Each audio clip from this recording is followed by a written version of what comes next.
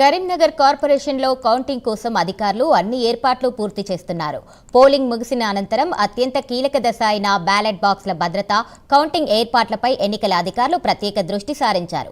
Polling కేంద్రాల నుంచి తీసుకువచ్చిన బ్యాలెట్ బాక్సులను పూర్తి పటిష్ట భద్రత నడుమ స్ట్రాంగ్ రూమ్లలో భద్రపరిచారు. కౌంటింగ్ ప్రక్రియను పారదర్శకంగా, ప్రశాంతంగా నిర్వహించేందుకు అన్ని ఏర్పాట్లు పూర్తి చేసినట్లు అధికారులు వెల్లడించారు. ఇక ఇదే అంశంపై మరింత సమాచారం మా కరెస్పాండెంట్ రాజు అందిస్తారు. ఉమ్మడి కరీంనగర్ జిల్లాలో 13 మున్సిపాలిటీలకు 2 కార్పొరేషన్లకు చెదురుమొదరు ఘటనలు మినహా ఎక్కడ ఎలాంటి అవాంఛనీయ ఘటనలు జరగకుండా మున్సిపల్ పోలింగ్ అయితే ప్రశాంతంగా ముగిసింది. జిల్లా వ్యాప్తంగా సగటున 66.19% మాత్రమే ఓటింగ్ శాతం నమోదైంది.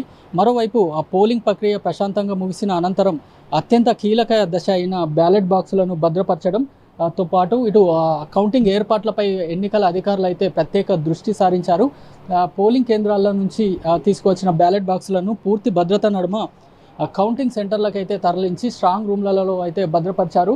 కౌంటింగ్ ప్రక్రియ పారదర్శకంగా, నిబంధనల ప్రకారం ఎలాంటి అనుమానాలకు తావు లేకుండా నిర్వహించేందుకు అన్ని ఏర్పాట్లు పూర్తి చేసినట్లు అధికారులు అయితే వెల్లడిస్తున్నారు.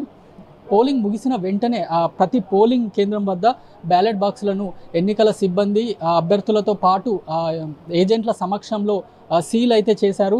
అనంతరం ప్రత్యేక భద్రత నడుమ వాటిని కౌంటింగ్ సెంటర్కి అయితే తరలించారు. ప్రతి బాక్స్పై నిబంధనల ప్రకారం సీల్ నెంబర్లు నమోదు చేసి ఇటు రికార్డులలో కూడా నమోదు చేశారు. కౌంటింగ్ సెంటర్కు చేరుకున్న తర్వాత బ్యాలెట్ బాక్సులను అభ్యర్థులు, ఏజెంట్ల సమక్షంలో అధికారులు స్ట్రాంగ్ రూమ్లలో అయితే భద్రపరిచారు.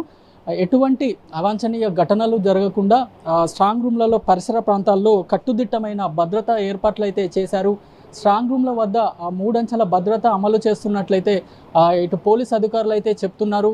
స్థానిక పోలీసులతో పాటు ఆర్మడ్ రిజర్వ్డ్ బలగాలు, ప్రత్యేక బలగాలు నిరంతరం నిఘానైతే కొనసాగిస్తున్నాయి. ఈ సీసీ కెమెరాల 24 గంటల పర్యవేక్షణ అయితే కొనసాగుతుందన్నట్టు పోలీస్ అధికారులు అయితే చెప్తున్నారు.